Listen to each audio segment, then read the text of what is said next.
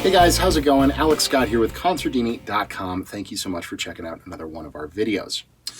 Today we're going to be talking about something that we get asked about a lot here on the channel and that I get asked a lot about in my life as an engineer and producer, and that is, how do I set up my home recording studio? What do I need? How much is it going to cost? What's this acoustic treatment stuff? How do I connect everything? It's a big and complicated topic, so this video is going to be the first in a series of us talking about stuff kind of related to this idea of how do we set up our first home studio.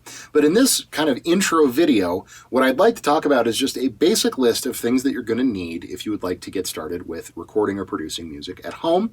We're going to talk a little bit about how much it's going to cost in terms of cash money, and then we will just kind of touch on some topics that we will probably cover more in depth in future videos. So just to start off, if you are watching this from the perspective of somebody who is interested in starting to produce music at home, welcome to the Brotherhood. It's a whole lot of fun. This big crazy looking studio that you see behind me started as just me on a laptop with a few very, very basic devices a number of years ago, and it has grown from there into a full-time career for me. I have an assistant producer who works here at the studio under me. We get lots and lots of really cool work, and yeah, it's really an awesome industry and an awesome activity to be a part of. So welcome. But I am sure, again, from the perspective of a beginner, it's extremely intimidating. You see situations like this and you go, oh, geez, I need all these knobs and faders and boxes and blinking lights and all this different rack equipment. And I don't know what any of that is and how any of it works. And, it can be a little spooky kind of to get into this, whether it's as a hobby or something you might want to do as a career someday. But fear not, it is not nearly as complex as you think it is.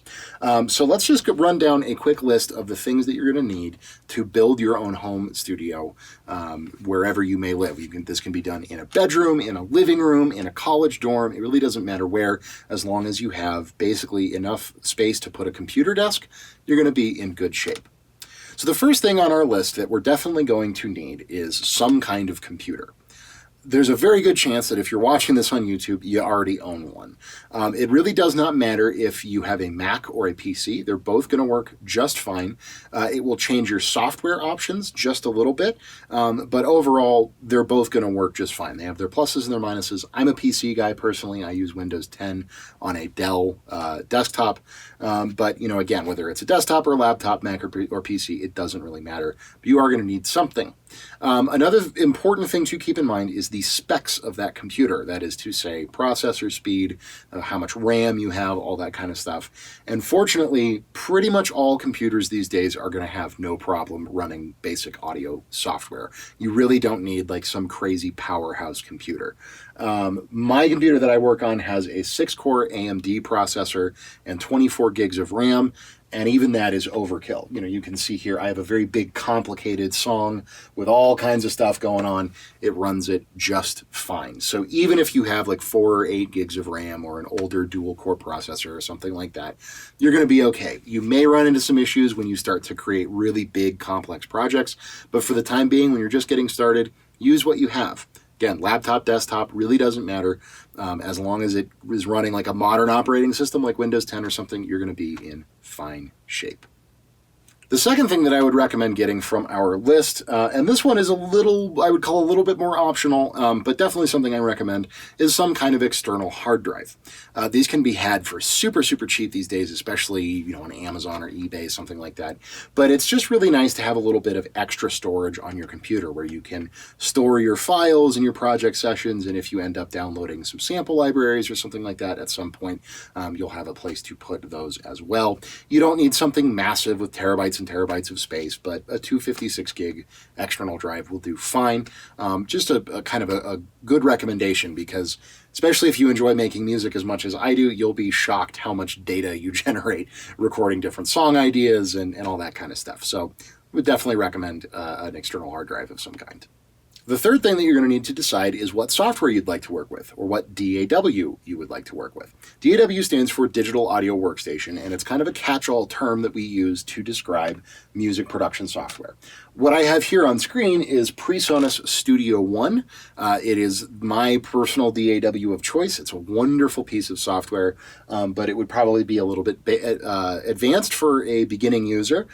We do have another video here on the channel all about how to choose the best DAW when you are a beginner, so be sure to check that out, and that will run you through all of the different options that you have, whether you work on Mac or PC, but you will need to decide on what piece of software you would like to work with.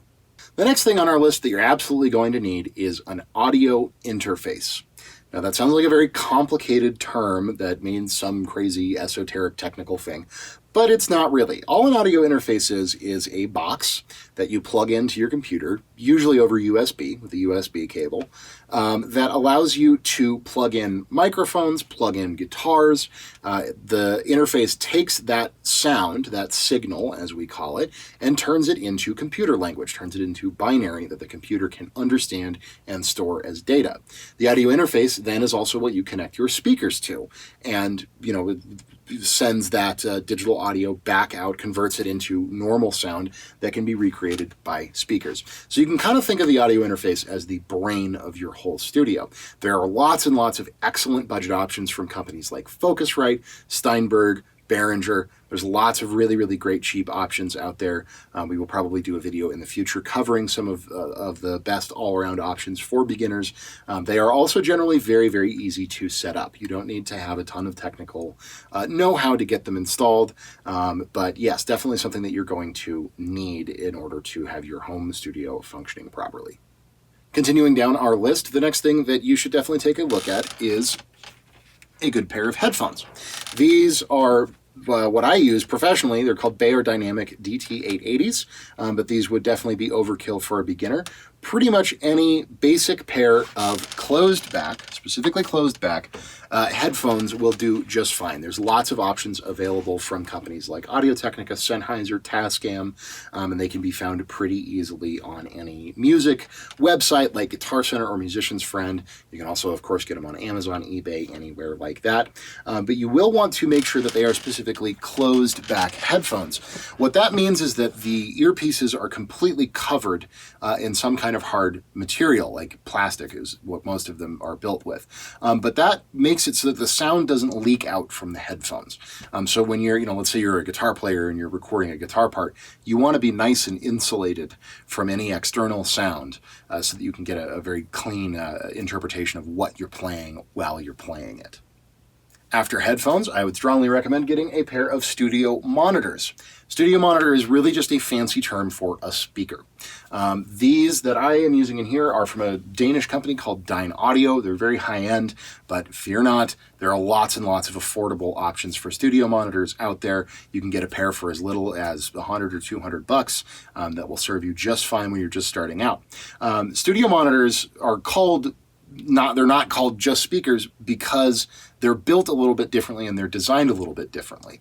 The speakers that you're probably already familiar with that you use in your home theater system or in your car or whatever are designed by their manufacturers to sound really good. They sort of make it so that the speaker has sort of a natural EQ, is what we would call it, that emphasizes treble frequencies, top-end frequencies, and emphasizes bass frequencies and tries to make the sound a little bit different so that it sounds very big and in your face.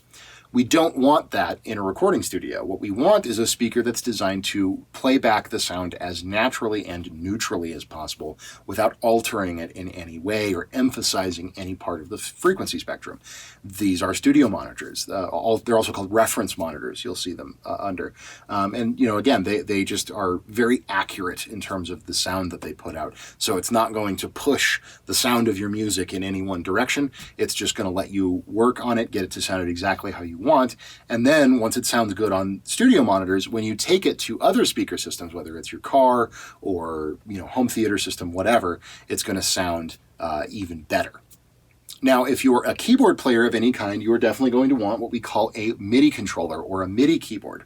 This looks exactly like a piano, but it doesn't actually make any sound on its own.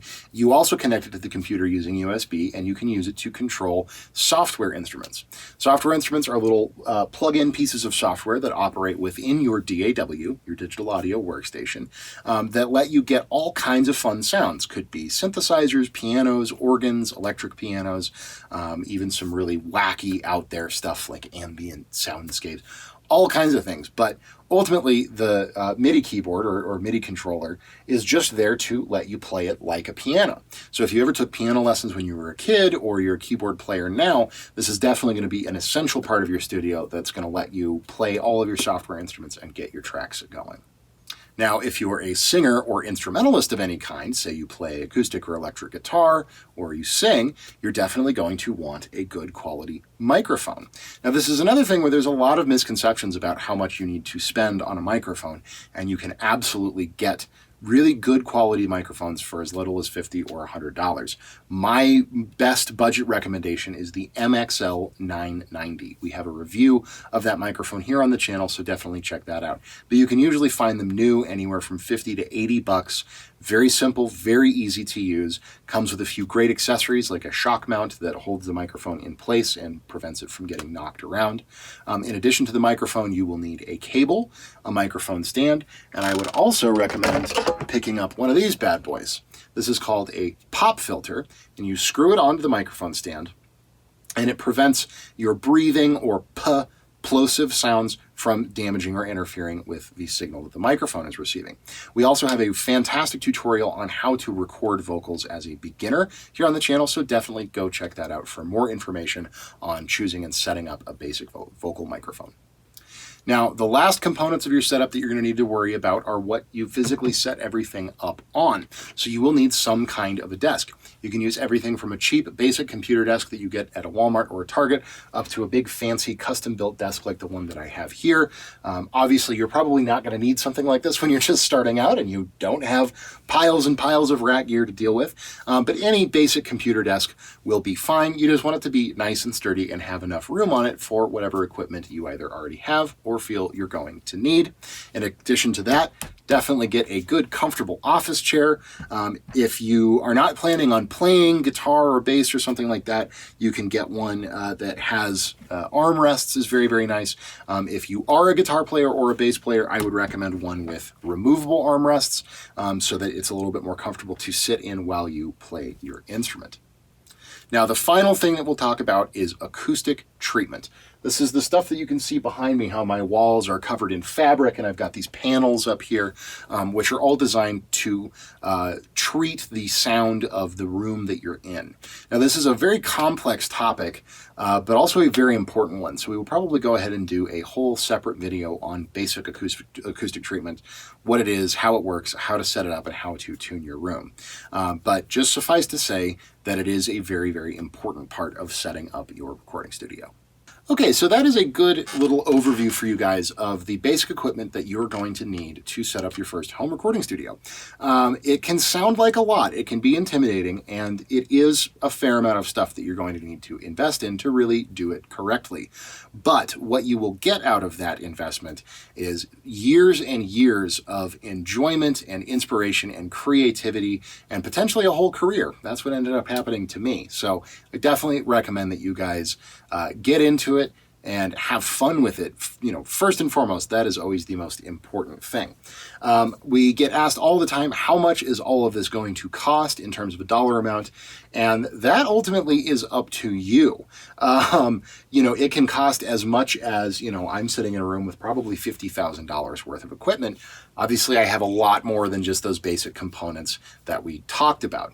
I would say that you shouldn't need to spend much more than about $1,000 to get everything that you really need.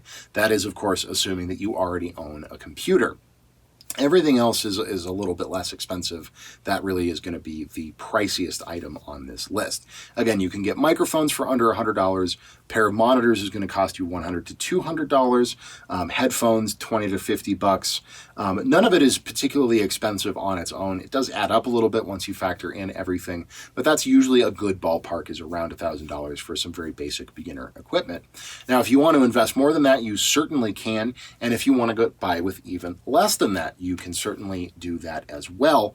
But for all of the stuff that I just talked about, that whole list of components, that is around the kind of the bottom dollar that you're going to be able to come in at. So there you go. There is kind of a rough overview of the gear that you're going to need to get your home studio set up. In future videos, we'll talk about connecting things, some basic recording techniques that you're going to need to know to start recording your instruments, basic setups and different pieces of software to get you going with your software instruments, your MIDI instruments, and your keyboard controller, all this kind of stuff, as well as a video on how to do acoustic treatment correctly and cheaply, because these are all very important things to think about when you're setting up your recording studio. But again, fear not, it may seem overwhelming, but I promise I will be with you through every step of the way, and we're going to make it as easy and as fun for you guys to get set up as we can. What do you guys think, though? Do you have any specific questions for us that you would like us to answer in future videos about this topic? I know there's a lot of people out there who are getting more and more interested in music production, and there's all different kinds, different styles of music and different budgets and all this kind of stuff. So if you guys have any specific questions or feedback or thoughts or anything like that, please leave them in the comments down below. I would love to hear from you. Again, my name is Alex Scott with Consordini.com. Be sure to click that like button, smash that subscribe button, and gently tap the notification bell to be updated when we release new videos. And as always, I will see you in the next